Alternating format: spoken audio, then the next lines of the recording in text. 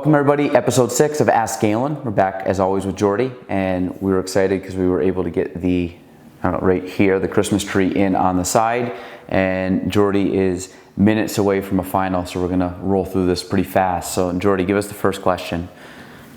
What are some red flags when viewing a house in person and for online listings?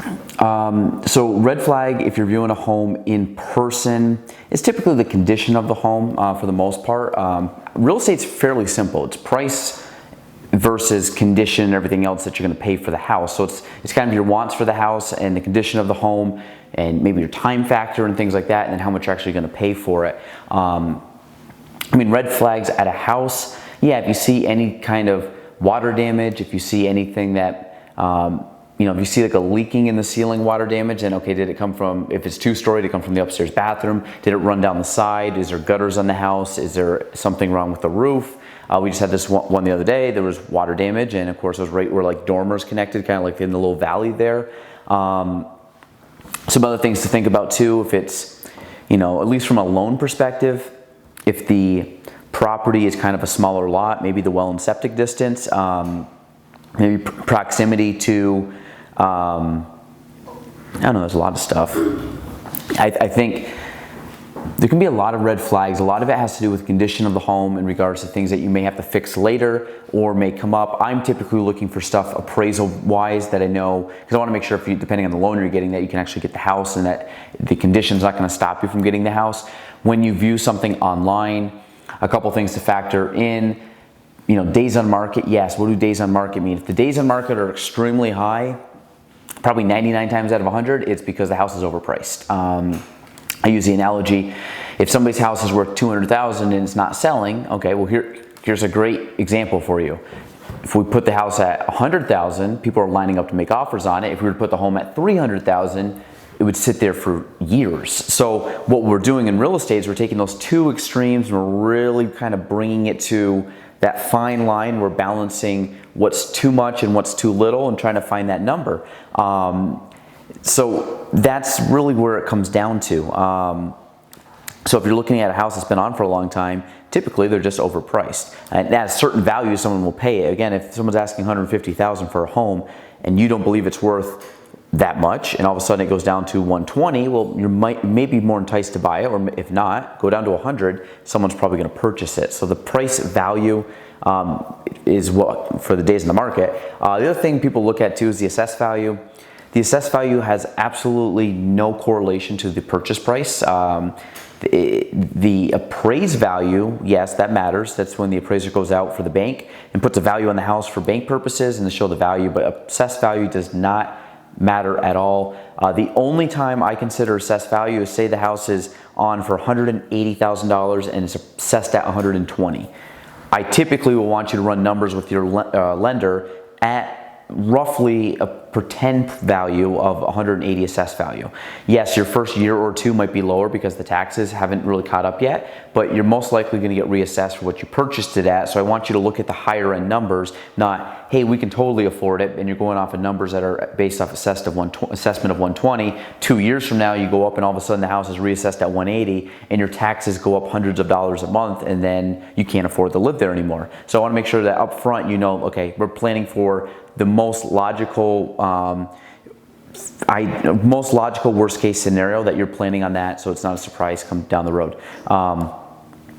Foreclosures, short sales can be a pain in the butt too. So if you're looking online, the other thing, actually, red flag, if it says pre-foreclosure, that home is not available to purchase yet. It is in the foreclosure process. It has not been fully foreclosed on, so it's not available to purchase.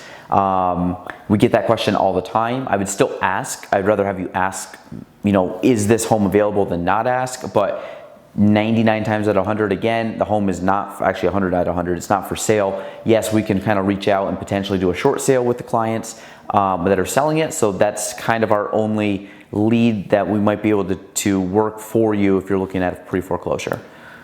There's probably a bunch more, but that's enough. All right, Jordy's gonna get out of here. Yeah. Question 2. Is your hair like that intentionally? Yes, I'm growing it out.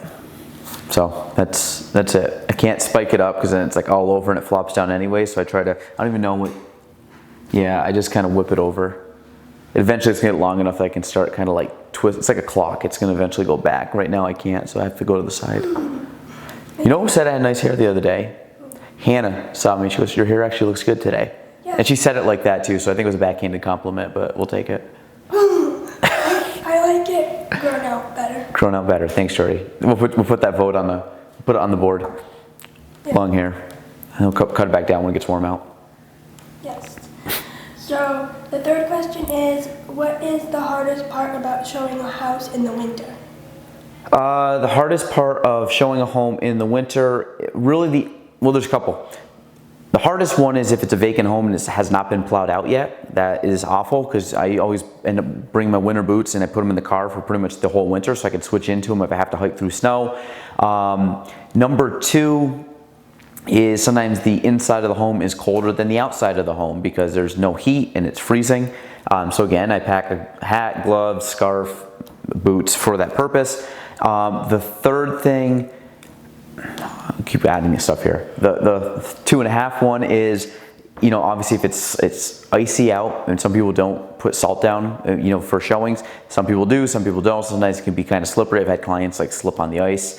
The other one I was looking at too is the fact that we're in winter now. The days are shorter, meaning it gets darker quicker. So when we go to showings at 4, 5 o'clock in the afternoon or evening and 6 o'clock, it is usually completely dark out, which obviously you cannot see the outside of the home very well. Again, if it's a vacant home, you're going around with flashlights, where in the summer, I will have showings all the way up to 8:30 because it's light out and you can see everything in the home. Winters, we lose, you know, close to 4 hours of non-good showing times, I guess, because of the darkness. So yeah, that's 4, 3.5. I added the ice in there. Pretty long list. The salty ice. And then the last question is, do you believe in aliens? I do, but I don't believe in aliens like coming out and hanging out on Earth. And I know there's a lot of like sci-fi stuff. I'm not a big sci-fi guy, but do I think there's like aliens out in space? Yeah, there has to be. If everybody wants to go on YouTube and find like one of those websites or one of those videos where they start off with like, this is Earth, you know what I mean? And then they expand like, okay, this is Earth, this is Mars or whatever, Jupiter. And like when you start going through like how big Jupiter is compared to Earth, it's like extremely big. And all of a sudden like, what's the sun compared to Jupiter? And like Jupiter, which is really big compared to the sun, is like a dot on the moon, or on the sun, sorry, Jupiter. And then all of a sudden you're like, what about this star? So then all of a sudden you're like, you take the sun and it's a dot on that star. And then it just blows your mind how small we actually are. So, and there's places in the galaxy that we aren't even close to coming to. And I don't even want to know how big it is. So at the end of the day, there is definitely life form. There's definitely smarter civilizations out there than humans. There's a lot of stuff out there, but it's one of those deals, like when I try to think about it, it like hurts my mind to think how small we are and how big the world or the universe is. So I just don't think about it. Fair enough? Yeah. Is that a good answer? All right, that's it. Episode 6. We'll be back next week. As always, if you guys have questions, leave them in the comments below. We will answer them on episode 7.